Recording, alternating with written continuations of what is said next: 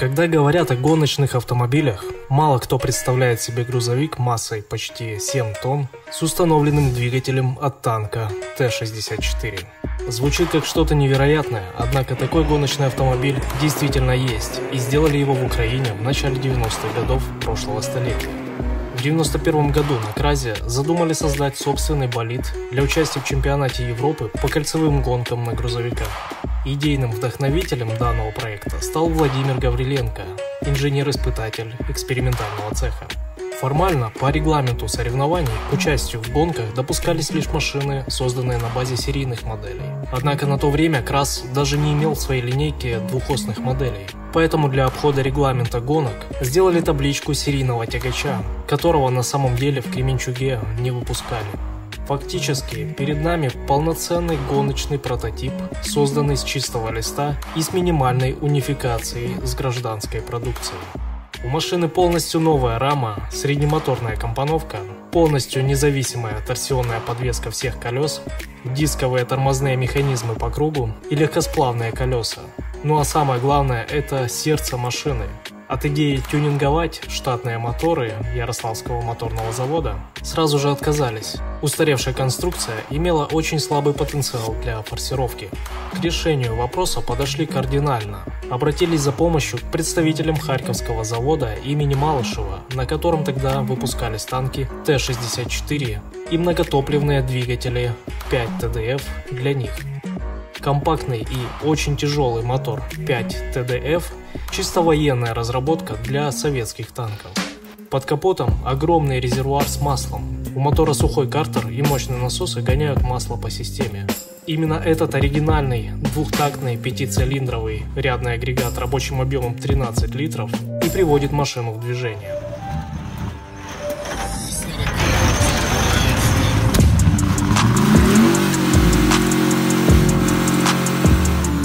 Если в танковом исполнении его мощность составляет 750 лошадиных сил, то для гоночного КРАЗа мотор форсировали до 1000 лошадиных сил на момент гонок в 1992 году, а со временем мощность еще удалось немного повысить, практически до 1100 лошадей.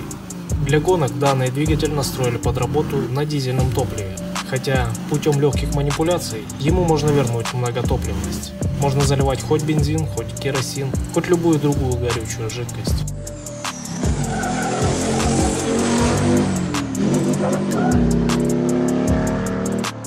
С коробкой передач также не стали мудрить и применили планетарную 8-ступенчатую трансмиссию с гидромуфтой от того же танка.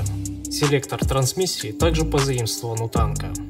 Динамические параметры машины впечатлили. Во время первых испытаний на киевском треке «Чайка» уникальный КРАЗ развивал на прямиках скорость 160 км в час, а от 0 до сотни махине весом в 7 тонн удавалось разгоняться всего за 12 секунд. А расчетная же теоретическая скорость превышает 200 км в час. Топливный бак расположен за кабиной, и его объем составляет 150 литров.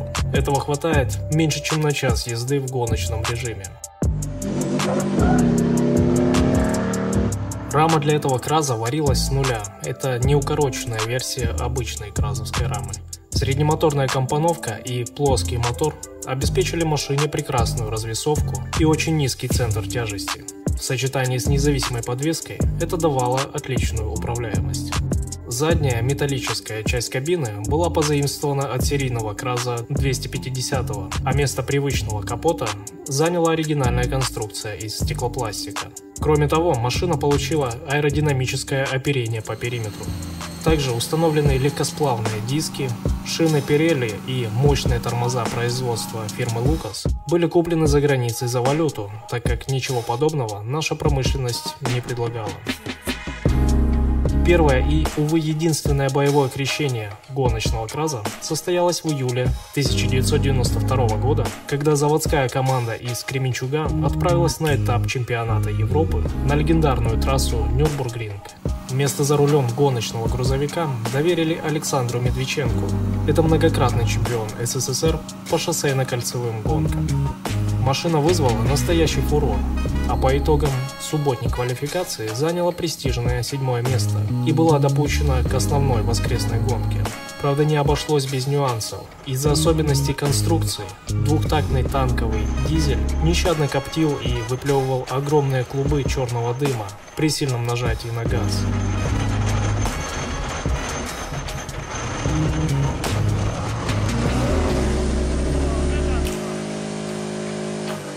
Естественно, это не могло понравиться судьям и конкурентам, которые даже начали подавать апелляции с просьбой о снятии украинской команды из соревнований. Однако судьи оказались благосклонными к амбициозным новичкам и КРАС все-таки допустили к финалу. Правда, это уже не имело смысла, так как во время первых заездов не выдержал подшипник задней ступицы, и команде из Кременчуга пришлось отказаться от дальнейшей борьбы. Поездка на гонки в Германию оказалась весьма затратной для бюджета автокраза, поэтому на следующие этапы команда уже не выезжала.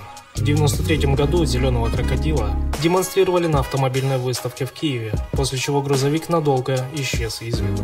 И лишь в прошлом году Владимир Гавриленко, которому чудом удалось спасти уникальную гоночную машину от списания на металлолом, решил вновь оживить данный аппарат. В Харькове на заводе имени Малышева провели ревизию силового агрегата и коробки передач. Теперь она вновь заводится и едет.